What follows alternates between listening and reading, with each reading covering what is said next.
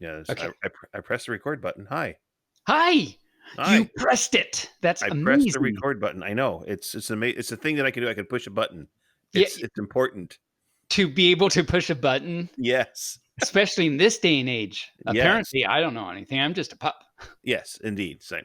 This is Bearly Furcasting featuring Taebyn, an Injured Nerves audio production.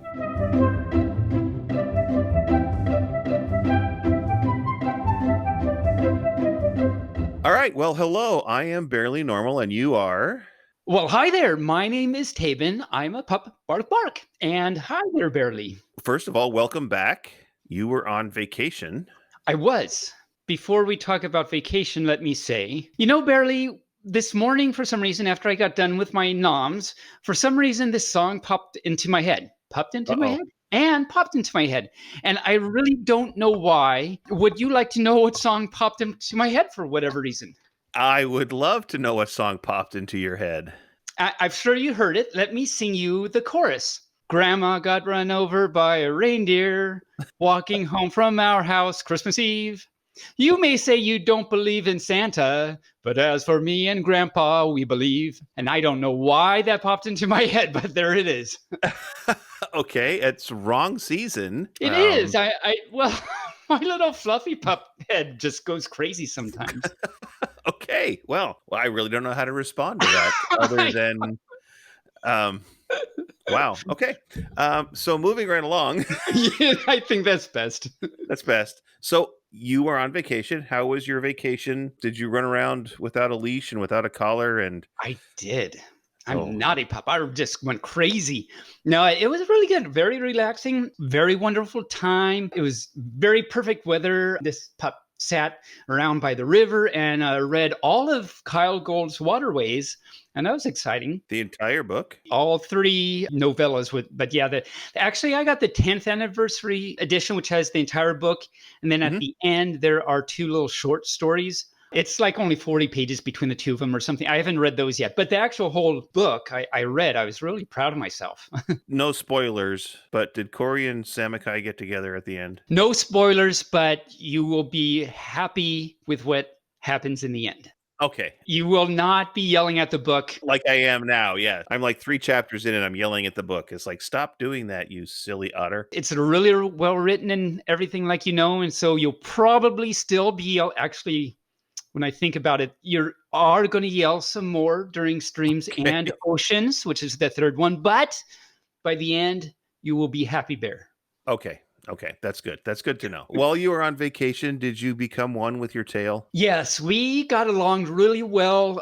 Tail laid beside me. I pet Tail. I did not bite. I did not bark at Tail. There were some cute little chipmunks at one point, and Tail go wag because they were so cute and everything. So yeah, we had a good time hanging out. We were mentioning books earlier, and I started reading Heretic. Oh, Ruckus. Ruckus, yes. So I'm reading Heretic and Waterways at the same time. And sometimes I get the kind of characters. I was like, wait a minute, that's no, wrong story. But I like to read all my books digitally. I used to be a big fan of the actual book that you held in your hand and turned the pages. It's very tactile. But I have moved on to reading things electronically. And I wanted to read Heretic. And I went to Bad Dog Books and purchased a digital download. Do you use a Kindle or your iPad, or what do you use? I use an iPad. It downloaded and it was very nice. And Bad Dog Books, if you would like to sponsor us, we're available. We are. It's true. That's an actual true statement. We are Right. looking for sponsors. I like Bad Dog Books. I found some other stuff I like in there. Their maximum payments go to the authors, which is great. Large selection of authors and furry-centric comics. And this sounds like an advertisement for them, so they should totally reach out to us. And Yeah, I've seen them and got stuff from them too. And yeah, they're pretty good. Good service. I don't remember ever having any problems with payment or delivery or anything like that. So yeah, no, there you go. it's really good, really good. Arc, So, arc. all right, well, I'm going to push the button for 5-minute furs for fun, and let's see what happens. Okay. So, Wow. 5-minute furs for fun. We Two turned of it on. you. And we got Oh, man. two. We got Moonraiser and we got Triple. Hello. Hello. Hello. Bark, bark, bark. This is How's it crazy. going? So great to be on. I know, Well, yeah.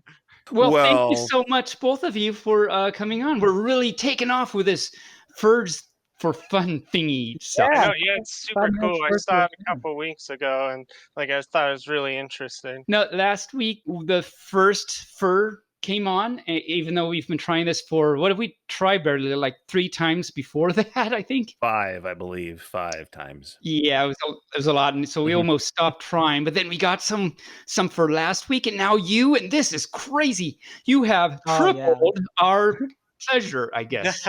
Yeah, I found out about the podcast kind of recently, and I've just been listening to all the podcasts because they're so entertaining, and you guys do such a great job. Oh, Well, great! thank you. Thanks so much for saying. Yeah, we like doing it. We've well, as you've probably heard, we've had some great furs on. Oh, I love the Kyle Gold one. Yeah, he was great. I really liked Uncle Kage. Like he had some really good information. Uncle Kage was awesome to talk with. Some other fur tell me that Kage had some really great stuff. Very, very good. So let's just jump right into. Let's start with Moonraiser. So tell us where you are and what you are, and how you came to be. Well, so as far as the furry fandom, like I started about 10 years ago, and I found out about it through a forum, like that was called the Furries Forum, and that was when I first got into it. But it wasn't until maybe about a little bit over a year ago that I really started getting involved because I had never really been to meets, like I had never really gone to any conventions. And I just randomly decided one day, I'm like, I got to figure out what my priorities are, and I found out that the furry fandom is one of my priorities. So then that was when I started going to meetups. Went to my first convention, Denver 2019, and that's where I got my first fursuit as well. So as Ooh, far as the furry fandom, that's where I come from. Very cool. And Triple, what about you? that's awesome. Hello, my name's Triple. My persona is kind of a mix between cat hybrid, a mix between Scourge, my favorite character from the Warriors Cats books, and Oh. also the character Puro from the video game Changed. I think I've been in the fandom for about 2 years now. Since then, I've been to, I think, 3 conventions. The first one being Further Confusion 2018, and I think I met Taebyn there. You probably did. It's very possible because this pup runs around and stuff. Oh, Well, yeah. hang on a second. 2018, you would have Oh, had sorry, to have met 2019 was actually my first year. 2019. Okay, because I was going to say in 20. Well, no, was 2019 the year you got sick, Tabin? 2019, I got sick. Right. You Yeah. got sick, yeah. So you would have met him only on the first day because after that he spent the rest of the time in his sleepy box. Oh, No, that's a shame. Yeah, I think I remember you were one of it was either the math or the story time panel being canceled, unfortunately, because that was I think my first con, and it was so great to see everybody there actually in person and the dance cops and everything. Dance Cool. in! Woo! Woo! And Moonraiser is a fur that interviewed me from afar because you couldn't make it to TFF. yeah, like I really wish I could, but like I had already gone to Anther Northwest, so like I had spent all my money pretty much there. So then I was like, I'm gonna have to wait until Denver, and that got canceled. So then, yeah, I'm just kind of waiting right now for Just when the all of next that. one is. Yep. Oh yeah. Moonraiser, you and Tabin did was that the one you just did a couple weeks ago? The No, YouTube one? that was No. a TFF. There's been a lot of Been interviews a lot of just stuff all going on over lately. the place these Yeah. days. It's been So- great to see the community still be so active and Mhm. have such great like content, like the art keeping me actually like sane during the social isolation and stuff. Great to see everybody still keeping busy doing their thing. And of course, that's one reason we have this pupcast going is, to do our part to keep things together. And it turns out it's a lot of fun. It turns out to be a lot of work too, but it's a lot of fun. So have either one of you furs gone to any of the virtual reality cons yet? I know, like I just found out about them like recently, like a few weeks ago. Like I found out there were some, and I was like, I thought that was really cool. Like the VR chat one, I can't remember what it was called, but like that looked like a really good idea. I hope they do more of those in the future. I think for that one I had applied, but I was one day too late, so I wasn't able to make it. But I saw some of the live streams, and my favorite thing from it that I saw was the VR like dancing. They had like a virtual nightclub, and there was all the awesome like character animations. So that was really great to see. I was watching something. I've got so many feeds coming in for different furry things anymore that I was watching a video. There's a VR con coming up, and the team literally went and took almost 10,000 pictures of the hotel where they're going to do the con Oh, wow. originally, and they totally made it in VR, down to the artwork on the Oh. wall and the everything in the hotel rooms, and you could And the actually get your own elevators. hotel room and the elevators, everything down to the in fact the same carpet, and there was places where there were stains on the carpet. They put those in the VR as well.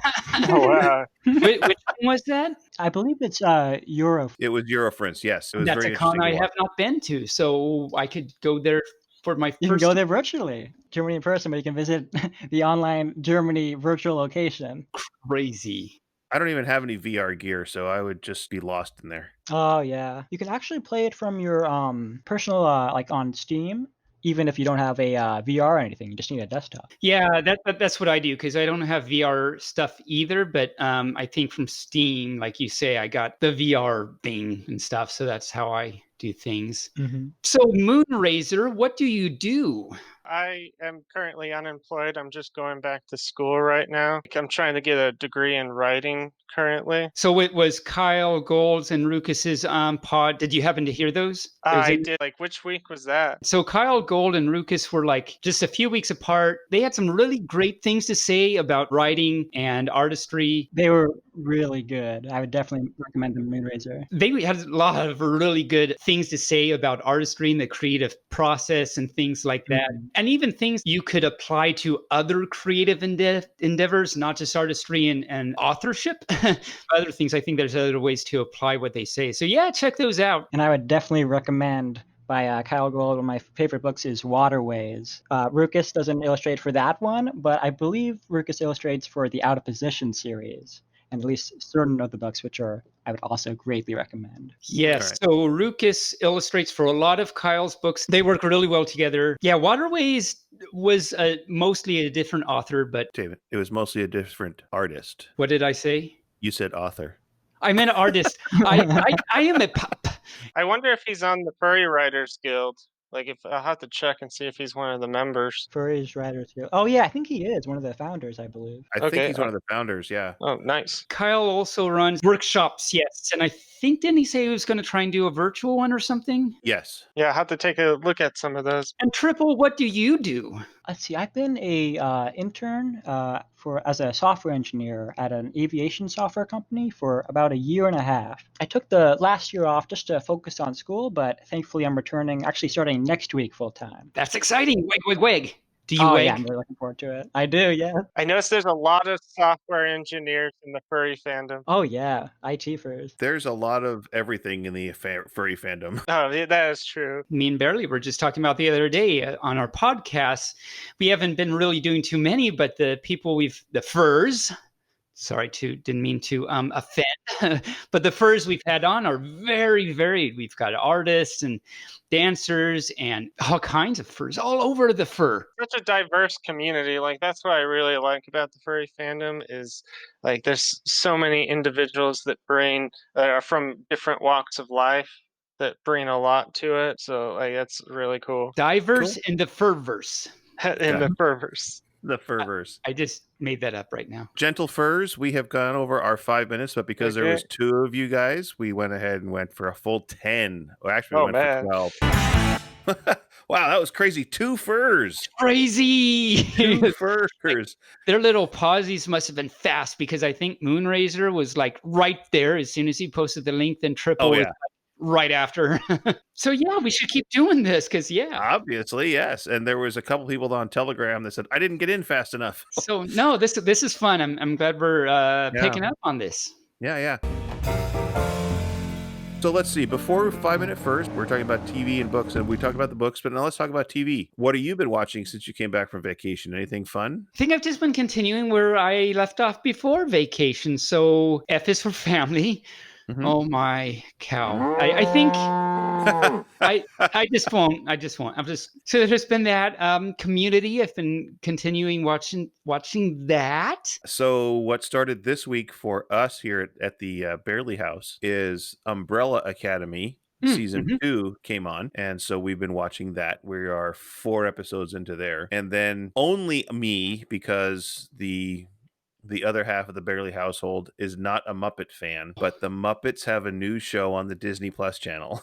Of course they do. Of course they do. They have not done Pigs in Space yet, but I'm pretty sure they're going to get pretty close to it at some point. Because that's where my this or that kind of thing that I say comes from. And it's called Muppets Now, and it's on Disney Plus. So if you have Might have Disney to check Plus, that out. check it out. We started watching Santa Clarita Diet. That's a little disturbing at times. It's about vampires, isn't it?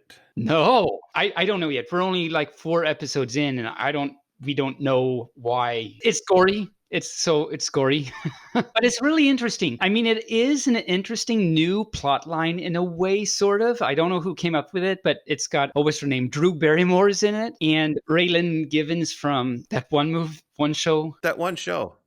You know, that one show that he's in. We started that. It's interesting. I have seen the first season of Umbrella Academy. I haven't seen the second. I like the first, but kind of like you, the other half of the Taebyn household isn't too much of an Umbrella Academy person, it seems. So I haven't watched the second season yet. But I'll have to look at the Muppets.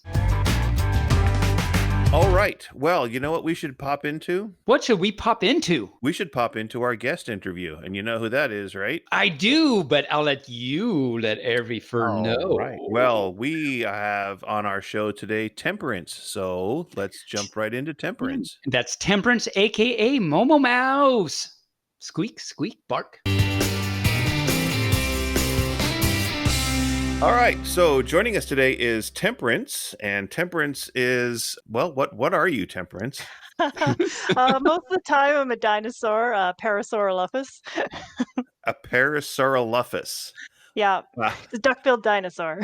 Okay, Ooh. Well, there we go. Who knew? I didn't know that. So learn something new every day. And you're a fursuit maker and a dancer and a dragon mom and all sorts of different things. Yeah, I'm a whole lot of things. Hi, Temperance. Would you like to talk to me?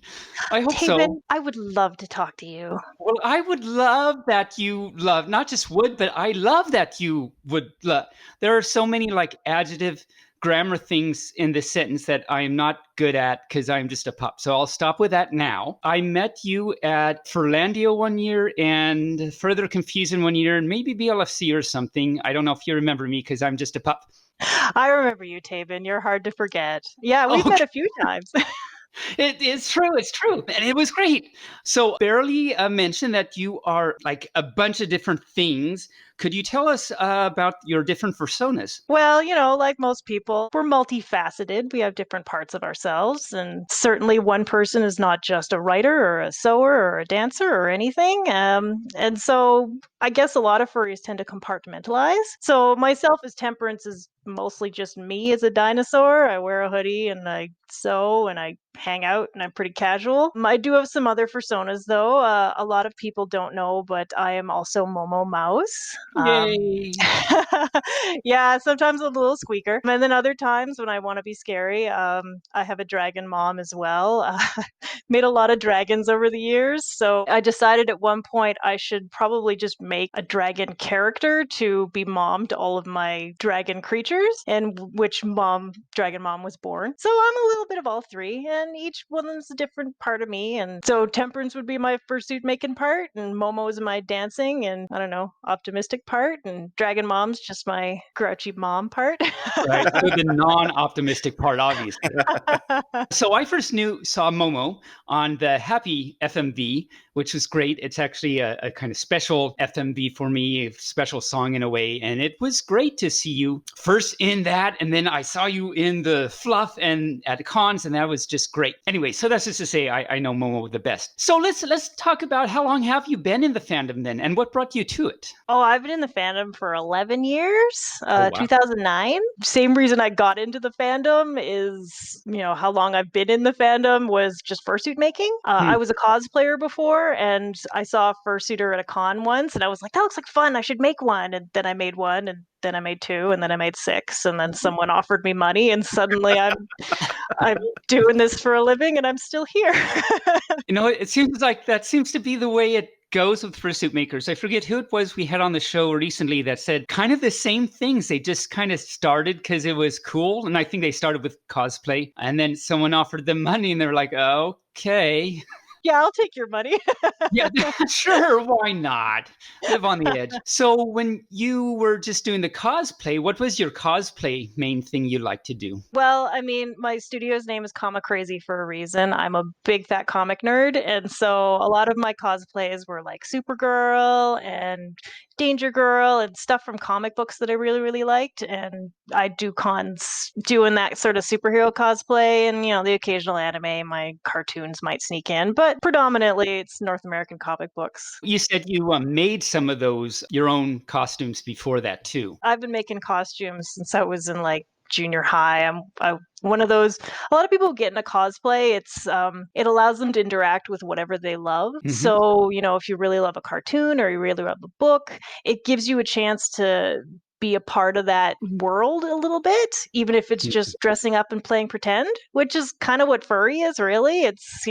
I love wolves. Sure be nice to dress up and be a wolf a little bit. So Mhm. same sort of feel in all sort of fandoms. It's just a way to interact with what you love. Yeah, Temperance, let me ask you a question. Do you see a lot of crossover these days? Well, not these days because nobody's doing anything for COVID, but before everything shut down, have you seen a lot of cross pollination between cosplay and furry? Yes and no. It's almost a fandom thing. Like when My Little Pony came out, there was a lot of people who'd be like, "Oh, I love My Little Pony, but I'm not a furry." And Yeah. now, Beastars is on Netflix and BNA, and everyone's like, "Oh, I love that cartoon, but I'm not a furry." And it's like, yeah, I said that too. Mhm, mhm. When I How made much? my first fursuit, it was Amaterasu from I made a minotaur, and it was like, "Oh, it's just a minotaur. It's D&D. It's not a furry." And Yeah. then after a while, it was like, actually, yeah, it is a furry thing. I'm sorry. It's amazing how many closeted furs there are out there. So, of course, you've gone to cons. And what was your first con? You said you've been in the fandom since 2009, but when did you first get to your first con? FC 2009. Further confusion. That was Oh, my okay. first con. You jumped right into it, both paws. Yeah, well, I had this Minotaur costume, and I'm like, I am gonna wear the heck out of this. And I had some friends who were furries, and I'm like, oh, okay, sure, we'll go to this furry con. It'll be fun. But I'm not a furry. Then I had to admit it. I was a Yeah. furry. So, how many cons do you typically go to per year, and what are they? About 4 or 5. Really depends budget wise, and if I do big cons like Dragon Con or AntherCon or something, which is more more expensive to attend, then I might do a few less cons. But yeah, 4 or 5 is pretty average. FC I go to a lot. Furry, that's my local con. I have no choice. Got to go to that one. The rest of them vary. I've done Vancouver. I've done Fernal Equinox. AntherCon a few times. BLFC. I've done Furlandia. I'm gonna get to Anther Northwest at one point, by God. Maybe not this year. Yeah, no, maybe not. We'll see. Now, out of all this variation, do you have a or a few favorite con memories? I hate answering this question because when you go to a con, it's just like constant high. As Yeah. I'm there, I'm like, everything I'm doing, I'm having the best time and it's perfect and it's wonderful. And then I go home and I get the PCD and I feel really sad and I miss all my friends. So it's hard to just pick out one single Yeah. gem. But I thought long and hard about it. And I'm like, okay, one of the really great memories I had was the first AntherCon I ever went to. It was like a prehistoric furries theme, and James Gurney was there. He's the artist of Dinotopia, and one of the reasons I absolutely love dinosaurs was from his Dinotopia books. And so I had made a Triceratops costume called Stompy, and I got to meet James Gurney in person with Stompy, Oh, and wow. then I got to take a photo with him. So I'm holding one of his books, and he's holding one of his books, and his wife took the photo, and I'm just like, yes! Yeah, And then he yeah. tweeted about it too, and he's like, oh, look, I made this dinosaur furry, and I'm like, yay! That's awesome. Those type of things do stand out. I mean, of course, I know what you mean. It's like the favorite con memory is like every single con I've been to. Just that's the memory.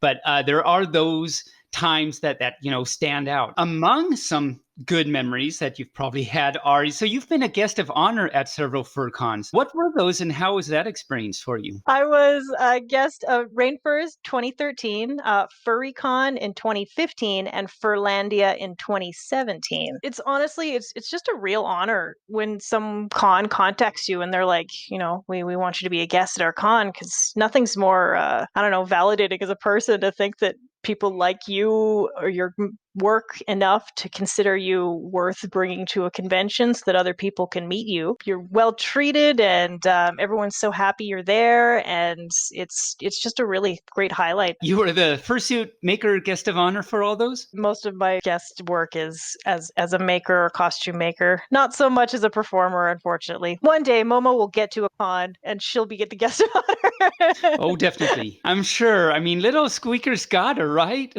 I know.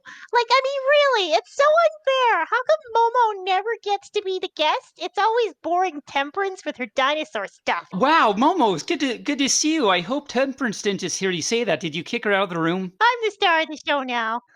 You have a mutual friendship and respect for each other these days. That's great. So you mentioned you've been into fursuit making a long time. How many fursuits do you think you've actually made in that amount of time? Well, I'll tell you what, I did a count just for you guys. Oh, As of today, I've made 365 costumes. holy cow, pup. So that's like one per year. No, one every day in the year. If you condensed 11 years of fursuit making into a single year, then yes, I made one every day. That is insane. You are so fast and they come out so great. Well, it helps to have that time machine. Yeah, definitely. It's like, no, really, I did this all in one day, really. One of your fursuits I happened to notice you made with matrices. Actually, I was surprised when you mentioned that. I was like, man, no one's going to remember that suit I made back in the day. Yeah, Matrices and we did like a fursuit trade. So I made a suit for her and she made a suit for me. And then we wore them around and had a great time. That was, I want to say 2012. Okay. So she made me a husky and then I made her a coyote. Oh, I love them both. That's amazing. Okay, so you made them separate for each other. And did you like arrange to meet up at a con and do the big exchange? No, we actually mailed them to each other. It was like, mine's done and mine's done. Okay, great. Let's throw them in a box and we'll mail them to each other. And so, like, within a week, we both got our costumes and freaked out and did the geeky, oh my God, this is the best thing ever. It's one thing about fursuit makers. We're all fans of each other. Anytime fursuit makers meet other fursuit makers, it's a whole lot of, oh my God, I love your work. Oh, I love that one suit you made. You're my favorite. And Oh, no, wow. you're my favorite. I love all the work you did. I love this suit. Wow. And actually, now that you say that, I've never been in, the fursuit makers meet and greets that they typically have at a con. I've never like gone in that room, but that room must be so high pitched. Technically, I've never been either. Every Oh. single time I've wanted to go, I like missed it because I had another like a conflicting something. And then the one time I'm like, I'm actually going to go to this one this time. And then I forgot it happened. Oh, And I went to bed and I woke up the next day and I'm like, no, the furry meeting. Oh, I missed it. Oh, well. But, when you do that, it keeps you wanting to, looking forward to the next con, because then you'll be like, okay, this time I'm going to do it. I'm really going to do time for sure. it. So what was your most complex or complicated fursuit, in your opinion? Most of my dragons are pretty complex just because I tend to make them not necessarily out of fur, but out of upholstery fabric, which has very little stretch. So you have to make them a little bit differently. But probably the most complex I ever made was there was an old Japanese cartoon, the Kamen Rider series. And this fellow asked me to make him, it was a monster called a Marauder Minion. Oh, no, sorry, it was a Maggot Marauder, a Maggot Marauder Minion. And it was this sort of weird monster creature that was, one of those old rubber suit Japanese fighting monster shows. And so they said they wanted that, but they wanted me to make it look cute. So it's sort of this weird multicolored bug. It was mixed of like fleece and stretch velvet and fur, and it had this weird bug head with these little wire ridges, and the hands were like these lobster claws with spikes on them. It was a really bizarre thing to make. Like I knew exactly how to make it, but putting all the pieces together was really complex. So that's probably the most complex suit I've made. But yeah, dragons are certainly up there. Yeah, I'm definitely going to have to check out the M cubed. What's it called? Magnet? A Maggot Minion Marauder. Okay, make sure to look that up. So how long did it take you to make all that? A couple weeks, I think. Was it intense? Like every day you're working like 7 hours or something? That's every suit. I mean, like it's my full-time job. So I get up in the morning and I make stuff, and then I have lunch, and then I make more stuff, and then I go to bed. So yeah, I mean, every day is a full day of sewing. Fluff. Yeah, fluff. Literally fluff. Like I'm sweeping it off the floors. I've got piles of fluff. No, that's kind of the way to be. I mean, if you're gonna have a full-time job, you might as well be waiting around in fluff. Yeah, tell that to my husband. In the very beginning, how did you learn to make fursuits? Where did that come from? Kind of self-taught. Like back when I was a kid, my mom tried to teach me how to sew, and we bought one of those like 1 hour easy sewing patterns, and it was this pair of shorts, and it was supposed to be you could make a pair in an hour. It took us 2 days. And I hated it every step of the way. I'm like, this is stupid. Sewing sucks. I hate it. And then a couple years after that, I was sort of like, I kind of like a Halloween costume. And so I sort of recalled what my mother had taught me about using a sewing machine, and then I basically re-taught myself. So I'm Mhm. sort of self-taught in the sense that my mother gave me that traumatic experience. And then I relearned how to do everything after that. And yeah, so I'm entirely self-taught. Learned a Cool. lot of stuff just on the fly, I want to learn, I want to make this, let's see if I can do it. And then it was a lot of trial and error, school of hard knocks. So, what is the price range on your fursuits? Right now, fursuits are about $3,000 to $4,000. They can go a little higher depending on what complex it is. Complex markings, or if you have wings or horns, or other bizarre airbrushing or that sort of thing. But yeah, 3 to 4 grand is about average. That seems to be these days. That seems to be how much things are. I remember 3-4 years ago. It's gone up by what, a lot of money since then. That's inflation for you. Yeah, no, when I started out, suits ran about an average $1,000. Oh wow. New suit makers are charging, about $1,000 per suit. Nowadays, it's really you're paying for the experience. So suit makers who've been making suits as long as I have, you're paying for their extra years of knowledge and know-how. So that's something that you can only learn by doing. And when you have 10 or 11 years of experience like I do, you're not just paying for the materials, you're paying for that extra knowledge of materials and how to properly make certain things. So it's a quality thing. Certainly beginner fursuit makers, I've seen some gorgeous work out of people who've only made a couple suits, but there is a certain point where your demand goes up. The inflation that is definitely makes sense. And yeah, there's some really great, I know what you mean about new makers that haven't really made anything, but they're just really talented and creative and do wonderful stuff. Do you have any advice for budding new fursuit makers? I'd probably suggest that, if you want to do it as a business, just loving to make stuff, you need more than that. You can be a really great fursuit maker and you may make excellent work, but if you don't know how to, manage your time, or if you don't know how to do proper paperwork, or know how to communicate with a customer what they want and what their needs are, that's the biggest hurdle. When I first started making suits, I did it part-time for many years before I went full-time, and it was just getting that knowledge base of how to just run a business, you got to make a web page, you got to have a correct terms of service, you've got to know how to make contracts, you have to know how to budget your time and your money and know how to do payment plans. And there's a whole bunch of little things that no one ever really gets to see. So it really doesn't hurt if you want to get into fursuit making, especially as a business. Take a few classes, managing a business, that sort of thing. Fursuit making actually isn't my first business. My husband and I and one of our friends, we used to own a comic book store. It was an online comic book store, but I learned so much about the other side of running a business. It's more than just, the product, and in that case comic books, and in this case making costumes. It was all the other stuff, the budgeting and the accounting and the self-promotion and all that other stuff was far more important to me in the long run than just selling comic books or just making fursuits. Yeah, definitely. There's all these little things that go into the big industry, I guess, if that's what you're going to call it, in general, that people don't realize. So it's great. I think that's good advice to take a few classes on learning that type of stuff. What about for furs out there that want to get into fursuit making? How would you recommend starting out? We're actually really lucky. Like when I started making suits, there wasn't a whole lot of information. We had the old live journal fursuiting thing that people could ask questions and figure out stuff. And then Matrices had a couple tutorials, but that was kind of it. Most of what people learned from fursuit making was either self-taught or experimentation or that sort of thing. But now there's so many makers who've got like YouTube channels and Patreons, and there's people producing books and online PDFs explaining how to do certain things. Matrices has even upgraded her old tutorials. She does crazy new ones. So there's a huge plethora of information on the internet now. It's just a matter of knowing where to go. Usually whenever anyone asks how to start, I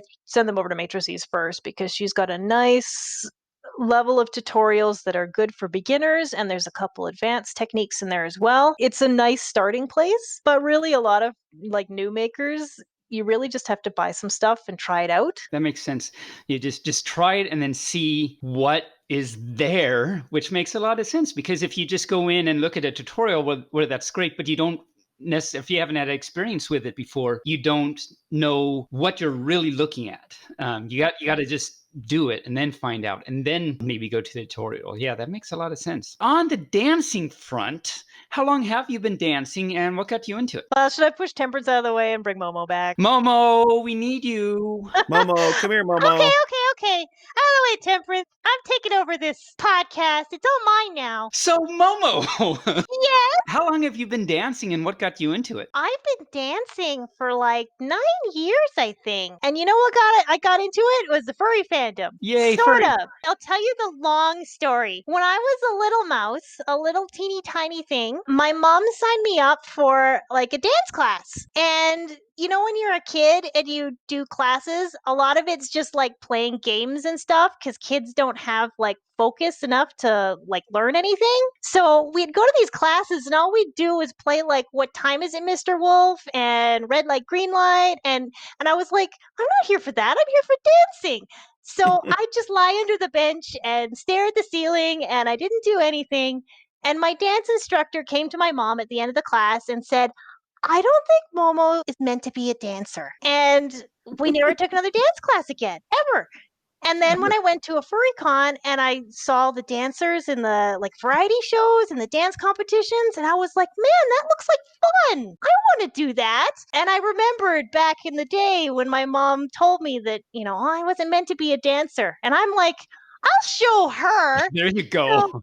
yeah, so I signed up for a dance class and I took it and I went every day and I loved it. And I'm like, too bad, dance lady who told me when I was a kid I wasn't a dancer.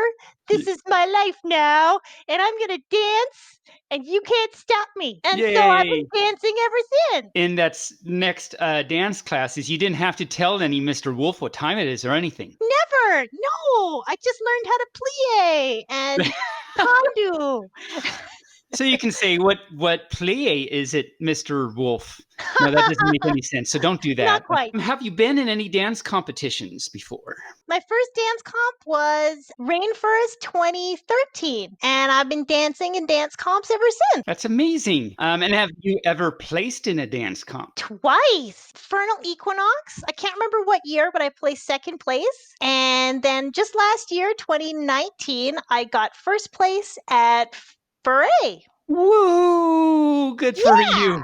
And how did that feel? I was surprised as heck, I tell you what. Whenever they call my name, I'm like, wait, do you mean the other Momo? Because you can't be talking about me. I just did this like musical thing. Well, that's exciting. Yeah, I actually saw your performance and it was great. It was very Momo-ish. Apparently I have a style, and it's old musicals and cute mouth. Cute Mouth, do you have any advice for budding new dancers? Try everything. I won't say the obvious things there or sing the obvious thing there.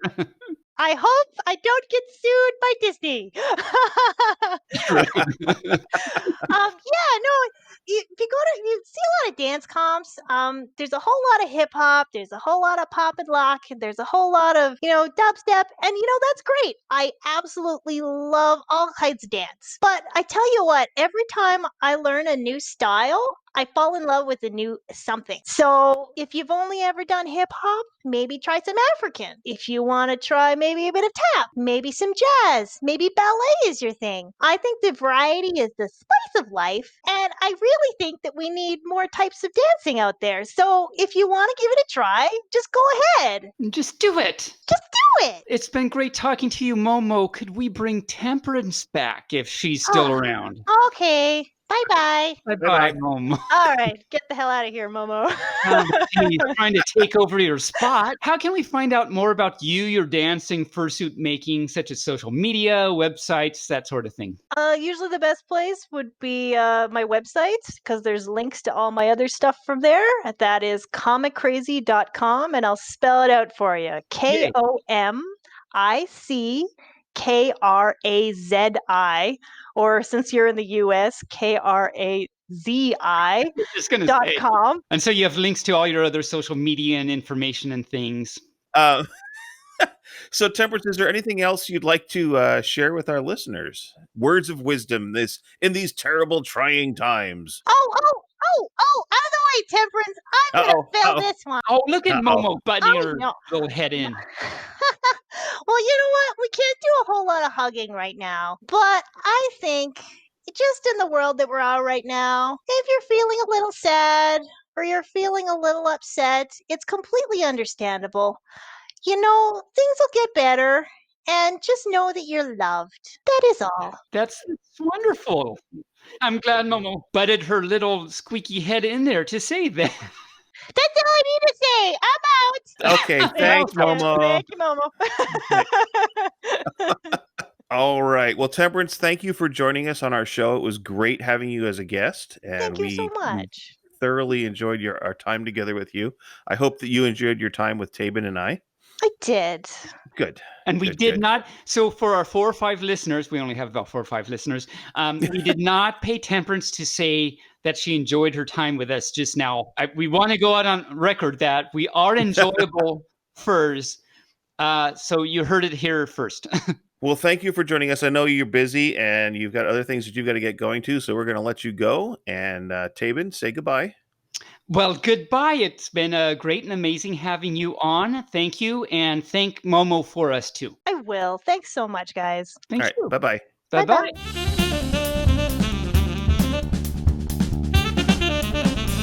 Well, that was fun. Yeah, she's fun. That was fun.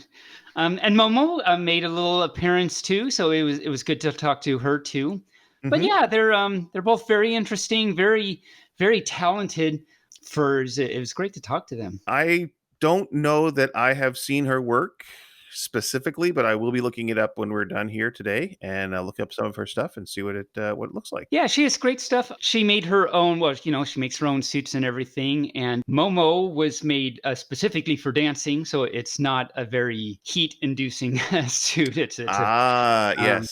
But yeah, Momo was a great little mousy. But yeah, I was actually surprised that she said she remembered me or something. So that was kind of exciting. We are going to move into Furries in the News. Furries in the News. I can't keep that. That's stupid. I don't know. So that's where the Muppet thing is. It wasn't this or that. It's Furries in the News. Oh, yeah. No, you're right. Yeah. See, I don't even know my own thing. So I'm glad you're here to help me remember. Fluff. You don't even know your own shticks. I chase after them, but I don't know them. So let's see. There's really not a whole lot of furry stuff in the news, except for, there's Moonrazer. He does Fuzzball Storytime. Yeah. That's him. Yeah. Yeah, and we were featured on his fuzzballstorytime.com. That's all lowercase and all one word. So check it out. And he asked me to give him my best joke. Oh, I can't wait to hear. A dog walks into a bar with his arm all bandaged up, and he says, "I'm here for the man who shot my paw." Dow bark. But he did an article on COVID survival, so it was a very good article. And then he interviewed, of course, you at TFF this year. Yep. So at the very end of that interview, I have a staring contest with the TFF mascot. So make sure to check that out. Did it go on for hours? Well, you'll just have to find out. That's riveting to TV right there. It's it is better than watching chess, right? And then another thing in the news, you enjoy your tabletop RPGs. Uh-huh. And so there's a new one out called Wander Home. It's brings the relaxed tone of Ghibli, if Ghibli? you know what that is, I don't. to tabletop RPGs. I don't know what is anything right now. Okay, well, apparently, if you're a fan of tender-hearted anthropomorphic animals, I practiced those words, I would have to.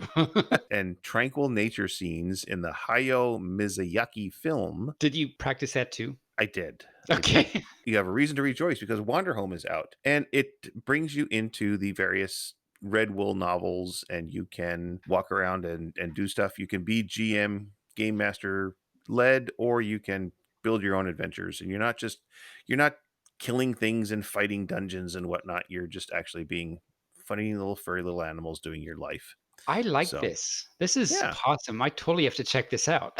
Yeah, so you have to check it out. And any fur that checks it out and wants to talk about it, try and get in on 5-minute furs for fun, and we can talk about it. We can talk about it. It sounds like Animal Crossing-esque as a tabletop RPG. I'm excited. Yeah, I mean, from their website, it says with the current popularity of video games like Animal Crossing, Oh, the there you go. appeal of Wander Home is apparent. It's not just a sibling, it's a parent. The horribleness of that pun is not just intense, it's in houses. It's so bad it was in That houses. was another bad pun. If you So didn't- for those of you that love puns, an upcoming guest on our show is going to be Renegade Rue, Yes. whom I understand is a punster extraordinaire. Well, yes, he has, I think, something like 22K followers, and I think a lot of furs out there would know what a punster he is. Okay, well, so tune in.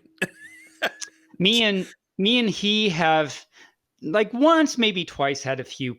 I wouldn't call them pun offs, but they existed.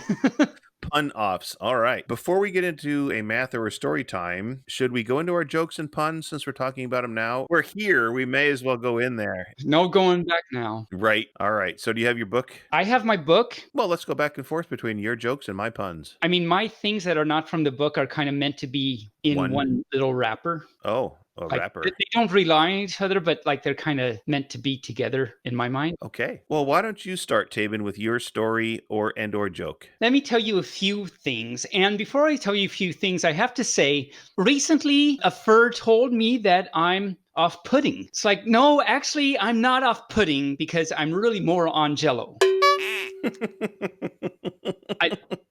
Several weeks ago, you told this wonderful joke pun thing, and it went like this. A buffalo dropped his kid off at school one day and then said, "Bye, son." Right. And then I thought it was so great and wonderful that I went to go tell my husband. And I said, an elk went to drop his son off at school one day and he said, "Bye, son." And it didn't work too well because elk is not buffalo and stuff. Anyway, but it kind of fits into the following. Why do they call a queen's wand a scepter? I don't know. Why do they call a queen's wand a scepter? Well, I'll tell you. Because everyone works and she doesn't. Except her. Yeah, but and she doesn't. It's like not saying it the right way, like the elk thing that I did. Anyway, but you got it. So any fur that didn't get it is because everyone works scepter. Okay. Anyway, one time I went on vacation to the Canary Islands, and that was an amazing trip. And the most amazing thing, though, was at the Canary Islands, there were no canaries there. It was crazy. No canaries at the Canary Islands. Who would have thunk it? But then, the next year I went on another vacation, and I went to the Virgin Islands. And the crazy thing about that? There were no canaries there either. I mean, who would have thunk it, right? Yeah. That was my wrapper. Okay. That was your wrapper. Okay. I was online the other day and I saw an ad for burial plots and I thought, well, that's the last thing I need. Crickets. Say that again. I saw an ad. I saw an ad for burial plots and I thought, that's the last thing I need. Burial plots need.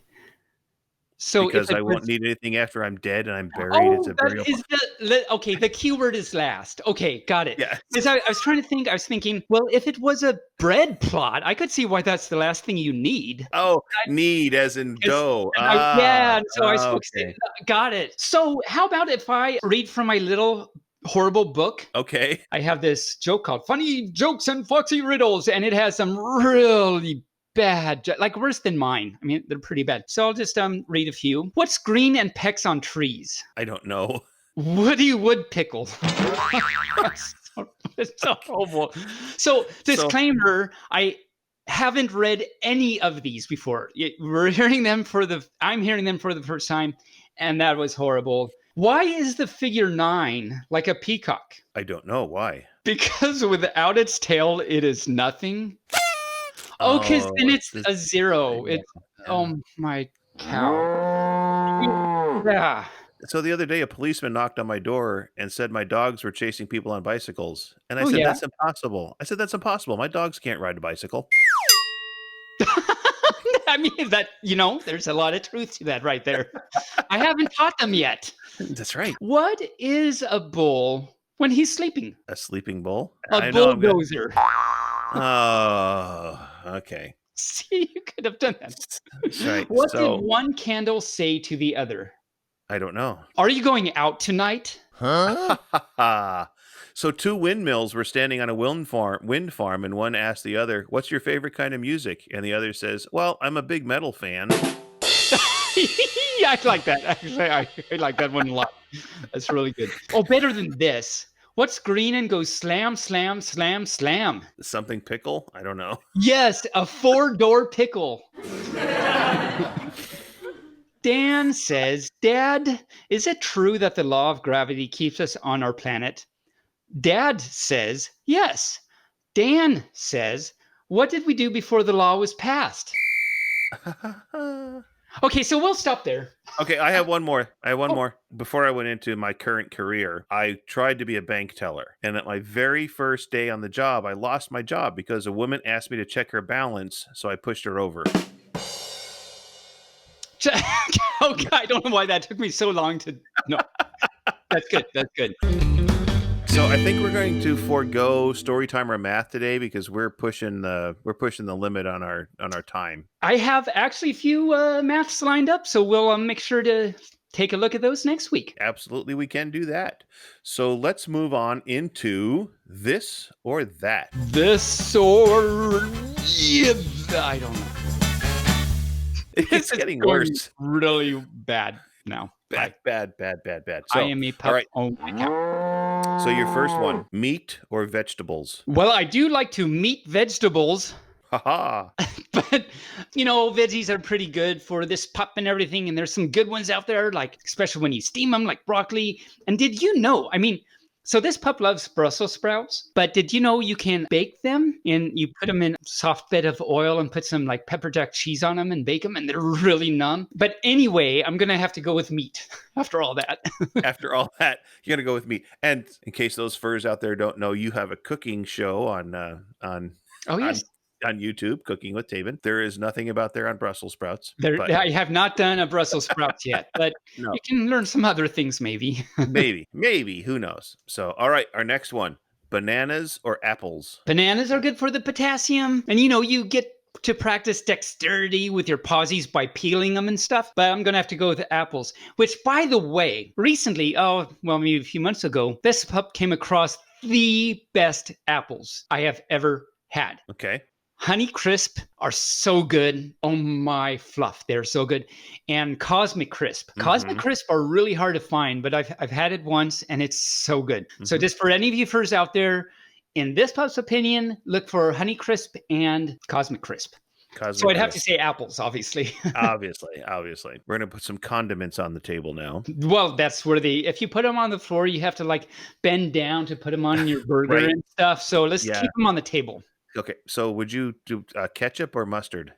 Typically I go with ketchup. I like mustard too. Not every fur does, but I like mustard. But I think overall I'll go ketchup. And when you run very fast towards a condiment thing, if you don't do it, you have to catch up. Uh-huh. but I could tell you knew I was going to. I knew you were going there, and I couldn't stop you. You could. You actually could not. I could actually not stop you. Our last one. This is something that's very controversial in the furry fandom. Oh. Dabbing or no dabbing? Oh, no dabbing. No, Okay, no dab. dabbing. Notice No I dabbing. did not have to even think.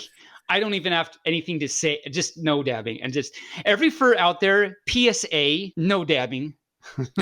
Okay, no dabbing. I'm very opinionated on this. Okay.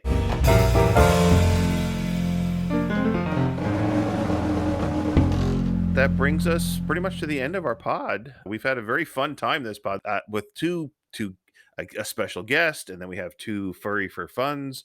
Furry for funs? Furries for fun, whatever. We had two furries for fun. I want to give a couple of shout outs right now to Moonraiser. Of course, he was on earlier today for his support of the show through his donation. Yep, thank you. And his recent inquiries into how we're coping with COVID. Check out his blog spots at fuzzballstorytime.com. And of course, shout out to Suka for their support of the pod through generous donation. If you'd like to help support the show, you can through Ko-Fi at www.ko-fi.com, Bearly Furcasting. And remember, you can always send us an email to tell us how you feel about the pod. And if you would like to be featured as a guest on the pod, give us a shout out on the email, and we'll see what we can do for you. Join us next week. Next week on Bearly Furcasting featuring Taebyn. Bark, bark. That was a very poltergeistist. We have a noted furry photographer and trans fur. Yes. Elle Bjorn will be our guest next week. So we're going to talk about her photography and her transition journey. So if you are in that realm and you want to hear how somebody is dealing with and having their issues dealt with in the transition, tune right in, because she has got some really interesting things to say. She has some really good things to say. It's going to be great to talk with her. And of course, you can join our BFF chat on Telegram. Just search for BFFT chat. I think that about covers everything. We have wait a minute. I forgot to say. Oh, we have a wiki fur. We have a wiki fur? This is something this pup did not know. I know.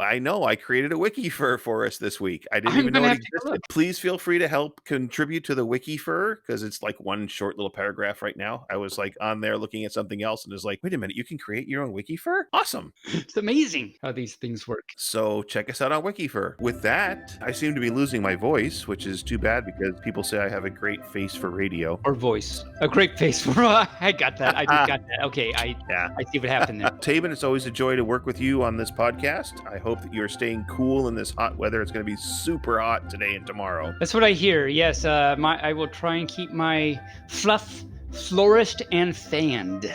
Ooh, fluff flourished and fanned. Yeah. That's a tongue tire. It's a tire in the tongue.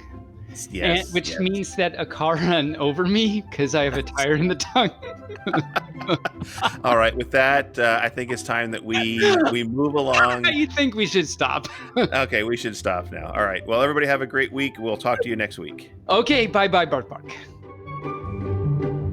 Bearly Furcasting is an Injured Nerves studio production.